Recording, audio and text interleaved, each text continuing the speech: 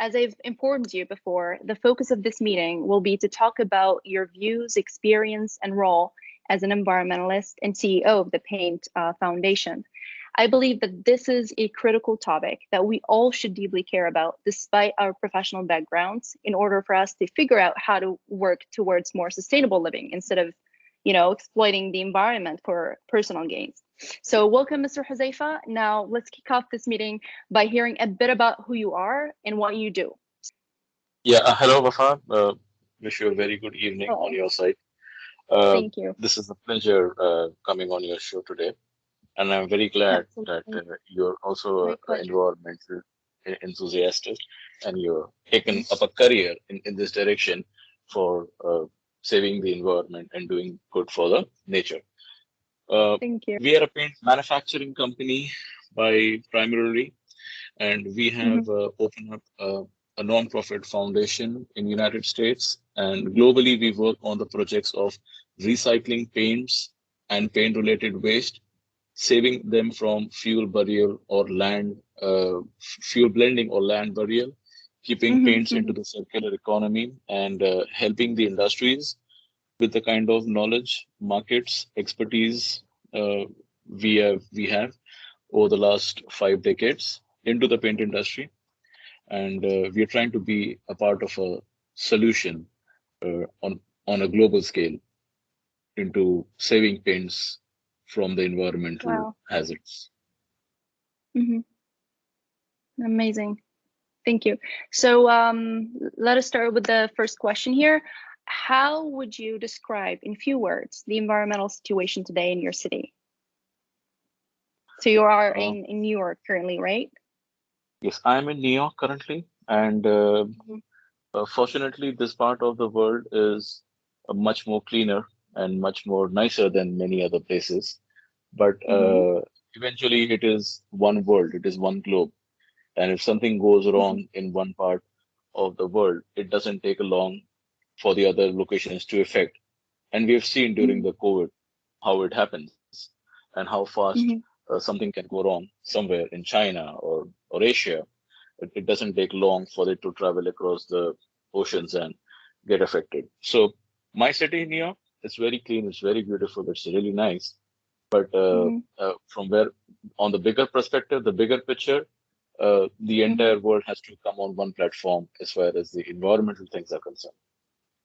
So is your opinion about this is more of a regular person's opinion, or you're looking at it from an environmentalist point of view? As an environmentalist, there are so many regulations, there are so many things we could bring up, there are so many things we could do on several places, and I work into several different coating associations across the globe as an environmentalist, as a sustainability or a recycling member, into different committees, bringing up ideas and putting up articles and things to literate, educate the paint manufacturers, supporting, awarding, certifying, judging, and writing, and working shoulder to shoulder with the paint manufacturing companies. So this opinion of mine is absolutely professional as well as personal. As a personal. Yes, absolutely. That's good. But can you name a few issues, like the biggest issues in your city, I would say? In New York, what we currently, we don't have a problem as such in New York. The issue that we had primarily was at the time of the COVID, when the city is visited by millions of visitors throughout the year. This is one of the very hot tourist locations. So when COVID happened, one of the very few airports of these states were open, and New York was one of them, which is the reason why last year in March, April, May, the cases in the New York were the highest after Italy and Iran and China. So yes, when you are on the most popular spot on the world, you are directly affected with so many things, so many interactions from across the globe due to connectivity. So there are hazards of being globally connected, and we've seen that last year. Absolutely. How do you think you can, in your city, the people can overcome this, like policymakers or environmentalists, how can everyone work together to overcome this issue, in your opinion? Research, education, knowledge, awareness is one of the greatest part of the thing that we can come across. Education, Yeah. knowledge, uh, to the people, into the system, into the books. Well, we caught something absolutely unaware last year of not knowing what our enemy was, but this global threat caught us all unguarded. This is just an example I'm giving you, but there could be other things that could come in the future that maybe we do not know today. But good amount of connectivity, education, and technology within New York and the United States helps the city and the country to stay strong, stay united, and be positive and come up with all the issues in spite of all the problems very quick and very effectively. All right. So, okay, that makes sense. So, let us talk a little bit about you. So, what inspired you to become an environmentalist? Yeah, becoming an environmentalist was not on the charts 25, 30 years ago. We were only manufacturing paints, and we are from the paint family. That was the business that I've been learned growing up, seeing my father coming with hands and body smelling of paints and turpentine and mineral spirits every day. That is how I've grown up. But the amazing part that we were fortunate growing up in India in a city of Mumbai was that we were taking paints from the larger corporations, their off-spec items, and turning a spec product in our factory. So this model of Yeah. manufacturing paints, which was a model of our survival that at that point of time, eventually turned out to be a solution making part in the industry. And then as we scaled into Middle East, as we scaled into Africa, and as I traveled across this part of the world in US, America, in Europe, we realized that larger corporations have so much of extra product, so much of off spec, so much of waste that was not correctly utilized, which we are now able to channelize with different programs, different contracts, and different product streams. And we are extended that 25, 30, 40-year-old model into more professional, technologically advanced, and more systemized way, whereby we could offer individual companies uh, a tailor-made program to reduce their waste and try to effectively bring it into the circular economy in partnership with us. Absolutely. So, talking about technology, how do you think we can use technology to inform and come up with solutions um, to improve the So, environment? so now what we're currently using is we're using as uh, samples and the Hmm. lab test once we Hmm. receive a kind of waste from a particular company into batches, and then we replicate it into the higher volumes to try to make bigger Hmm. batches from it and try to check the variations on the computers that what may happen if the excess amount of variation comes into this input of the off spec, how would the final product be? So sometimes even sitting on a computer without making a physical batch, we are able to get the result, possible result of the Hmm. final product that we could get. This was perhaps Hmm. not possible 15 years ago. So we are able to use the better part of the technology to minimize our time, minimize our wastages, and try to reduce. This is one part of the story. This is something on the laboratory part of it. For But sure. on Hmm. the information technology aspect of it, due to you're sitting in a different part of the world in a different time zone, and we over here in a different time zone. Yet we are able to communicate, exchange ideas, give an educational uh, documentation to you so that you are able to put it across, make a thesis, Hmm. give it to the people to study. So this exchange of ideas, this exchange of Hmm. concept into different parts of the world Hmm. is something fantastic. And the beauty of this is that I am Hmm. born in Mumbai. I have manufacturing unit over there. I have a factory in Middle East. Our distribution network expands into South America and America and Africa. but I live in New York, and I'm members connected with different part of British Coding Federation and Australian Federation across the Yeah. globe. So the beauty of Amazing. this happens due to the technological advances and capability of us being into many places and yet being Mm-hmm. diversified and yet included. Mm-hmm. Amazing. So, yeah, considering the importance of your role as an environmentalist, do you have any predictions about what would be the future of people like you in the future? Absolutely. In fact, the recent article that was published in uh, the European magazine APCJ, Asia Pacific Mm-hmm. Quoting Journal, I had written the article that was totally in connection of how the financial economic models are affecting the environmental uh, imbalances, and that Mm-hmm. eventually we could see the things getting concluded, that we are currently in the era of abundance. I mentioned this uh, era of abundance in several places because we are exposed to fiat currency, and there is so much Mm-hmm. that we are able to do with the help of Mm-hmm. advanced technology, computers, internet, digital age, along with the unlimited supply of money that is available. We are able Yeah. to so many things. If you see the growth that human has got in the last 40 years is much Mm-hmm. more greater than what we had in the last 400 years. You Yes. see the yes, and then when we grow so high, probably we will have the challenges also, extra exploitation of the nature, because we Mm-hmm. have so much. We only need so much. But when we produce sometimes more than that, we waste so much of it. That wastage Mm-hmm. is a burden on both the ends, on the ends of extraction of resources also on one end, and on the Absolutely. other Yeah. end also, and on the other end, the damage into the environment when you start dumping it or burning it.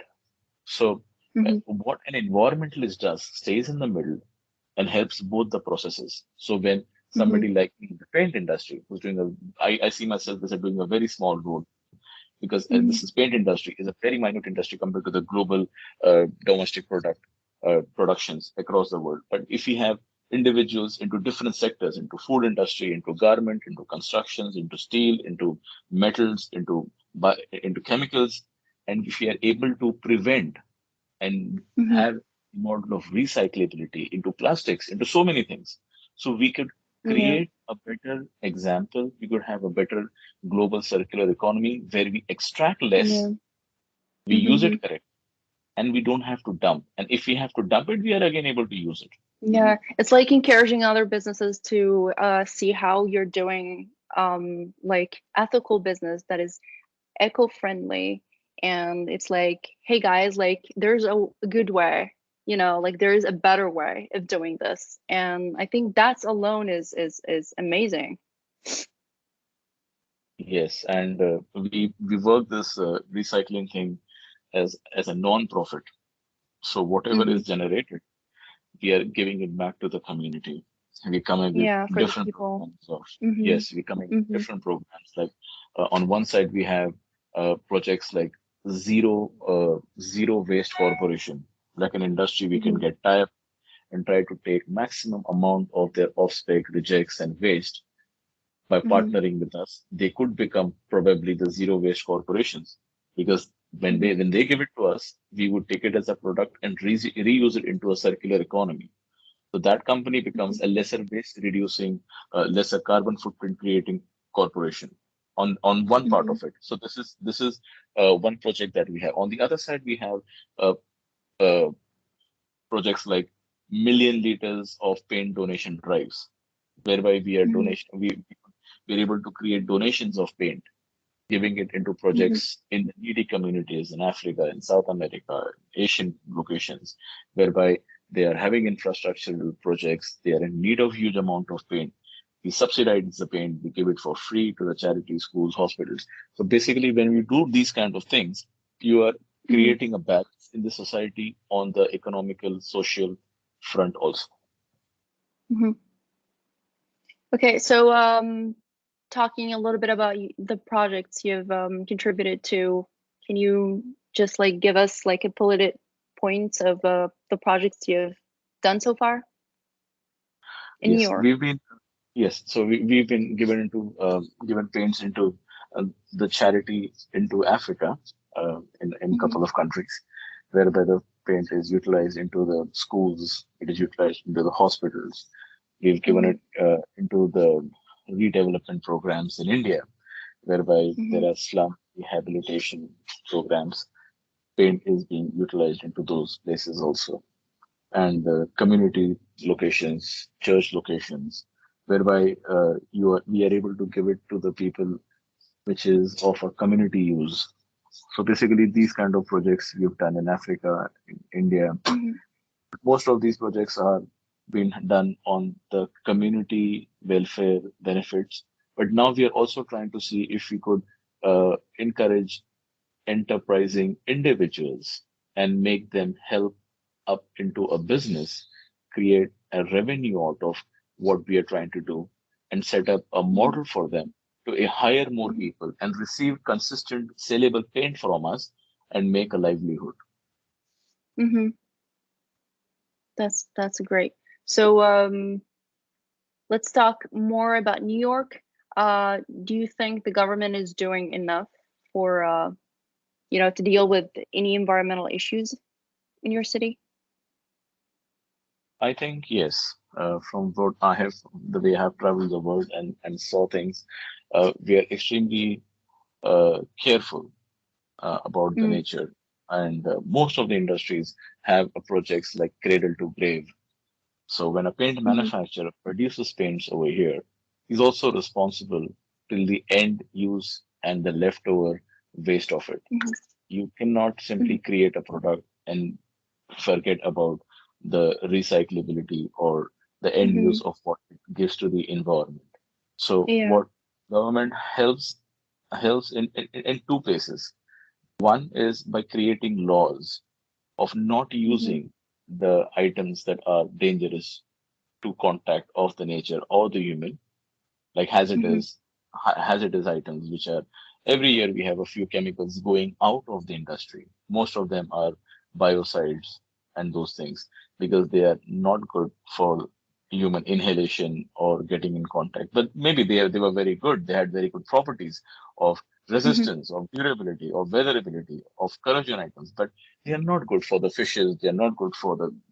So this is one part of policy making, and the other part where it comes is government encourages non-profits like myself, like Paint Care, which is one of a very amazing organization. They collect paint leftover from the houses, counties, communities, and instead of putting it into land burial or fuel blending, they creatively encourage recycling companies and put things into the circular economy. These are also partly supported and formulated by the government and the association. The American Coating Association does a wonderful job on this.